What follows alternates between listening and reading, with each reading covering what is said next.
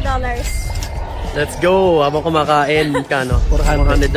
Gano'ng katagal yan, bro? Like, Another day, another trade tayo. Patingan yan. so may nagbigay ng signal sa Telegram. Sino? natin. Sino? Pakita natin yung yung master trader. Ano Ay. yung signal? Yung signal, pakita mo. Ingat. Yun. Okay. Kaya nanalo tayo ng $60. Let's go! Habang kumakain, Habang Storm gumagala. Blue Mountain. Ikaw, bro, magkano? $400. Wow naman! Wow! Gano'ng katagal yan, bro? Like 30 minutes.